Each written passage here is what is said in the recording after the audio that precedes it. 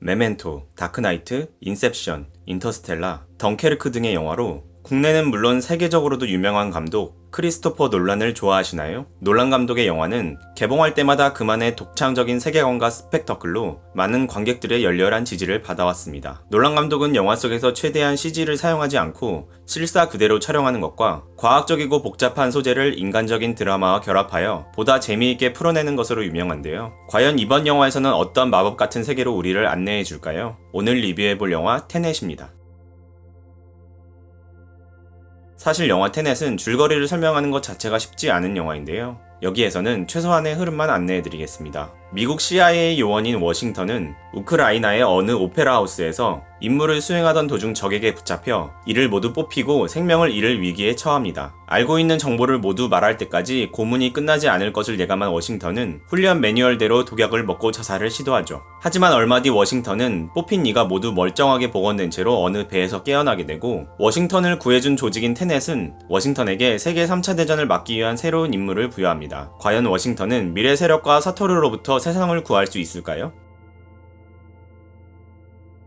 미국의 CIA 요원이자 극을 이끌어가는 주인공으로 등장하는 주도자는 영화 속에서 마지막까지 이름이 등장하지 않으며 생사가 오고 가는 긴박한 상황에서도 일반 시민들의 생명을 구하기 위해 위험을 감수하고 중요한 기밀 정보를 흘려 동료들을 공경에 빠뜨리지 않기 위해 독약을 먹고 자살을 시도하는 용감하고 의리 있으며 선한 인물로 그려집니다. 배역을 맡은 존 데이비드 워싱턴은 우리에게는 필라델피아, 크림슨 타이드, 맨 온 파이어 등의 작품들로 잘 알려진 흑인 배우 덴젤 워싱턴의 아들로 영화를 볼 때는 눈치채지 못했지만 영화가 끝난 후 사실을 알고 나니 수염이 없으면 닮은 것 같기도 하다는 생각이 들었습니다. 자신의 목숨을 바쳐 주인공의 목숨을 살리고 마지막 순간까지 주인공을 향해 멋진 대사를 날리는 주인공의 든든한 조력자 역할의 닐은 처음 등장했을 때는 주인공과 같은 CIA 소속의 비밀 요원으로 자신을 소개하며 주인공을 도와 미래 세력과 사토르로부터 세상을 구하는 데 힘쓰는데요. 하지만 이야기가 진행되면서 주인공인 주도자는 닐의 정체에 대해 점점 의문을 품게 되고 결국 마지막 순간 주인공인 주도자가 미래의 닐을 고용하여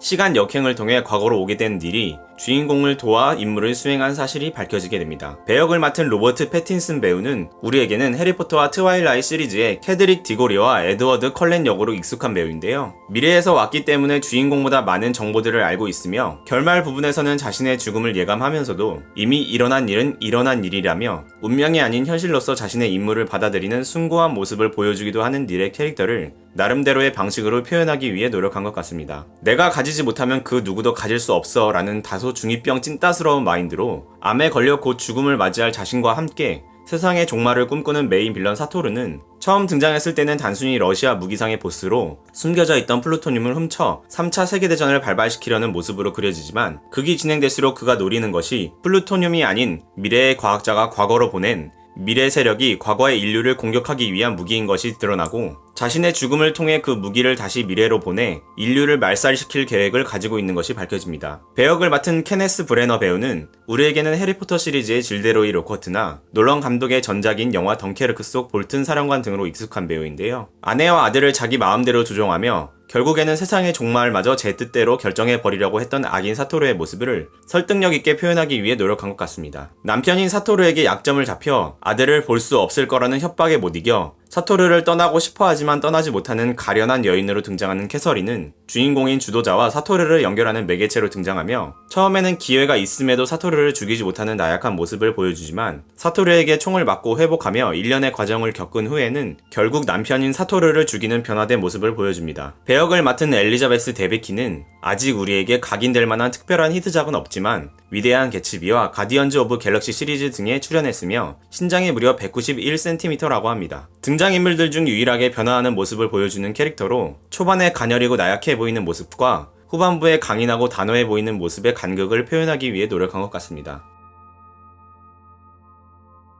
죽은 줄 알았던 주인공 주도자가 배에서 깨어나 테넷이라는 단체에게 새로운 임무를 부여받으면서 단체의 연구원인 것처럼 보이는 여자가 주도자에게 인버전이라는 개념에 대해 설명하면서 이렇게 이야기합니다. 이해하려고 노력하지 마라.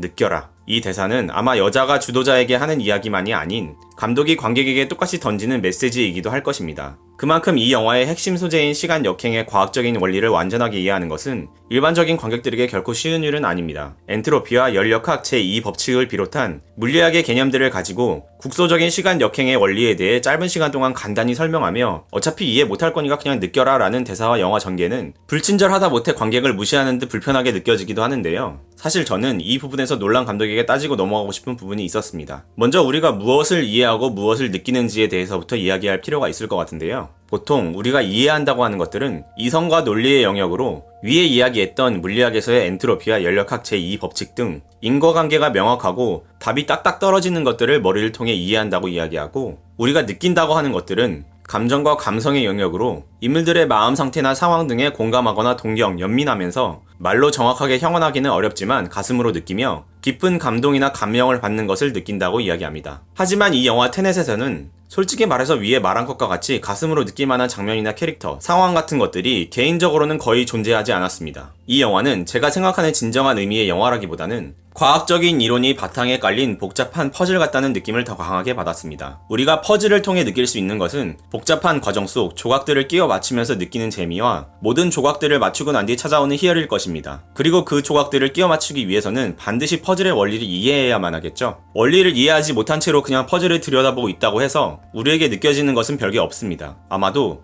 이 퍼즐은 참 복잡하구나 하는 정도의 생각이 전부일 것입니다. 그래서 저는 이해하려고 노력하지 마라, 느껴라 라는 대사가 영화 속에 등장하는 할아버지의 역설 개념만큼이나 모순적인 이야기처럼 느껴졌습니다. 이 영화는 이해하려고 노력해야 그나마 재미를 찾고 느낄 거리를 찾을 수 있는 영화입니다. 다시 말해서 이해하지 못한다면, 혹은 이해하려는 노력조차 하지 않는다면 느낄 거리조차 없는 영화라는 뜻이겠죠.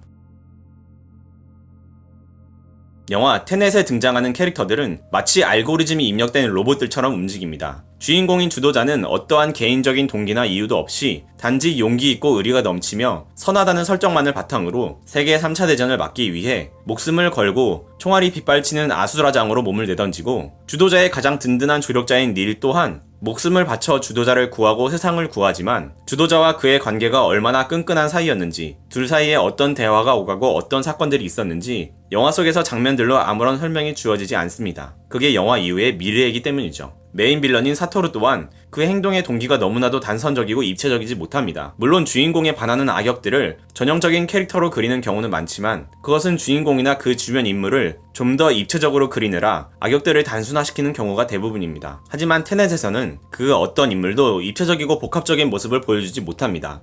사토르의 부인인 캐서린이 결국 변화하여 사토르를 죽일 수 있게 되었으니 입체적인 캐릭터 아니냐고요? 캐서린은 충분히 남편을 떠나 다른 사람들의 도움을 받고 아들을 남편에게서 구해오는 능동적인 인물이 될 수도 있었습니다. 하지만 논란의 세계에서는 아니죠. 왜냐하면 논란이 그것을 원하지 않기 때문입니다. 그렇게 캐릭터들의 관계와 개인들의 정체성이 복잡해지다 보면 그것들에 신경 쓰느라 정작 자신이 보여주고 싶은 거대한 하나의 완결된 세상이 무너져버릴 수도 있으니까요. 논란 영화의 캐릭터들은 이야기 속에서 자유롭게 살아 숨쉬는 주체적인 존재들이 아닌 단지 하나의 완벽하게 완결된 세상을 완성하기 위한 도구들일 뿐입니다. 비단 이번 영화 테넷에서만이 아닌 전작들에서도 비슷한 모습들이었다고 생각합니다. 그리고 저는 개인적으로 놀란 감독의 캐릭터에 대한 이런 태도에 동의하지 않기 때문에 놀란 감독의 영화들을 그다지 좋아하지 않습니다. 캐릭터는 어디까지나 이야기를 이끌어 나가는 존재들이지 이야기에 종속되는 존재들이 아니라고 저는 개인적으로 생각합니다.